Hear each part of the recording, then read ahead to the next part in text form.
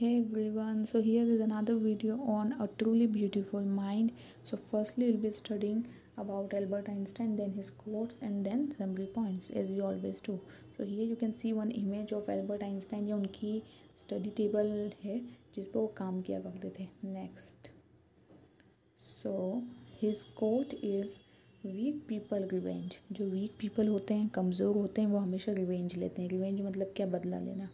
Strong people forgive. जो strong होते हैं थोड़े से, वो उन चीज़ों को माफ़ कर देते हैं, आगे बढ़ जाते हैं. मतलब चीज़ों को अवॉइड करके आगे बढ़ते हैं कि भाई हमें लाइफ में आगे बढ़ना है, ना तो हमें रिवेंज लेना है और ना ही कुछ किसी तरह से कुछ अपने मन में रखना है. तो वो क्या करते हैं? फॉरगिव कर देते हैं, माफ़ कर देते हैं. And intelligent people ignore. और जो इंटेलिजेंट पीपल होते हैं ना, वो सडनली इग्नोर करते हैं. अच्छा, एक बात बताइए, आपके दिमाग में जैसे कि आप रिवेंज भी कब लेंगे ना? जब आप उसको माइंड करेंगे उस चीज़ को. अगर जैसे आपने माइंड ही नहीं किया, या फॉरगिव भी कब करेंगे? जब आप उस चीज़ को माइंड कर चुके हैं, फिर आपने सोचा कि चलो कोई बात नहीं, फॉरगिव करते हैं. लेकिन अगर ऑन द स्पॉट आपने उस चीज़ को ही इग्नोर कर दिया, तब तो बात ही वहीं ख़त्म हो जाती है ना. तो इंटेलिजेंट पीपल की खासियत है कि वो इग्नोर करते हैं. हालांकि ऐसा पॉसिबल हमेशा नहीं होता. कई बार इरिटेशन का लेवल, जो इरिटेट हमें लोग करते हैं, वो उस लेवल पे होता है कि हम इग्नोर नहीं कर सकते. लेकिन most of the time you should try to ignore the things, because this is the code by Albert Einstein के इंटेलिजेंट पीपल ही होते हैं जो इग्नोर करते हैं चीज़ों को. ठीक है, मतलब फालतू चीज़ों को. Next, goes to university. अब जैसा कि मैंने आपको लास्ट वीडियो में बताया था कि वो अपनी हायर स्टडीज़ के लिए स्विट्ज़रलैंड गए थे, तो हम आगे देखते हैं कि क्या होता है. Einstein was highly gifted in mathematics. उनको मैथमेटिक्स में स्पेशल गिफ्ट था, गॉड गिफ्ट था.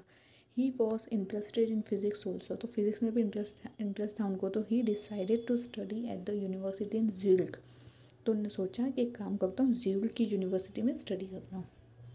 Falls in love. He had a special interest in a fellow student. उनका ना एक उनकी फेलो स्टूडेंट थी. फेलो मतलब ऐसे साथ में पढ़ने वाली होगी, तो उसमें बहुत ज़्यादा उनका इंटरेस्ट था. Her name was Mileva Mary. He she was a clever creature. मतलब क्या, वो भी क्लेवर ही थी ऑलमोस्ट आइंस्टाइन जितनी ही. She was a Serb. The university in Zurich was one of the few universities in Europe where women could get degrees. तो Europe में बहुत ही कम ऐसी यूनिवर्सिटी थी जहाँ पर कि लड़कियों को भी डिग्रीज दी जाती थी या पढ़ने को परमिशन थी. Therefore she had to come to Switzerland. और इसलिए वो स्विट्ज़रलैंड आई थी. The couple fell in love. However their love was expressed in science. हालांकि उनका अल्टीमेट लव ना साइंस की तरफ था. कई बार क्या होता है, हमें ना वो इंसान इतना ज़्यादा पसंद नहीं होता है. हमें पसंद होता है कि वो जिस फील्ड में उसका काम है ना, उसी फील्ड का हमारा भी काम है, लाइक दिस. तो वो वाली बात है. Next, gets a job. At the age of 21 Albert Einstein got his university degree. तो 21 की उम्र में उनको यूनिवर्सिटी की डिग्री मिल गई थी. जैसा कि 21 की एज में हम सब भी ग्रेजुएट हो ही जाते हैं और निकल जाते हैं. He got his job. He became technical expert in the patent office in born in 1920. ये ध्यान रखना कि वो सबसे पहले जो बने थे ना, वो टेक्निकल एक्सपर्ट बने थे. वो भी पेटेंट ऑफिस में, बर्न एक प्लेस का नाम है, 1920 में. He was also actually developing his own ideas in secret. हालांकि कई बार क्या होता है, जिससे कहीं पर हम जॉब कर रहे हैं तो हम ना वहीं से आइडिया ले रहे होते हैं कि कल को फ्यूचर में अगर मुझे मेरा खुद का कुछ सेटअप करना है, कुछ भी करना है, तो मुझे इस तरह से करना है. तो पहले जॉब करके सीखना पड़ता है. सिमिलरली वो खुद की भी कुछ डेवलप कर रहे थे आइडियाज़. कौन? Einstein. He called his desk as the bureau of theoretical physics. तो उन्होंने ब्यूरो ऑफ थियोरेटिकल फिज़िक्स के नाम से अपनी डेस्क का नाम भी रखा हुआ था. Next, he is a special theory in of relativity. One of the famous papers of 1905 वो आइंस्टाइन से स्पेशल थ्योरी ऑफ रिलेटिविटी. सबसे फेमस पेपर जो हुआ था, पेपर मतलब क्या, जो उन्होंने पब्लिश करवाया था, वो था special theory of relativity. According to it, time and distance are not absolute. For example, two perfectly accurate clocks will not show the same time if they come together after a journey. मतलब दो similar clock भी होंगी ना अगर घड़ी में, तो वो भी ना एक जैसा टाइम नहीं बताने वाली हैं after the same time. It describes the relationship between mass and energy.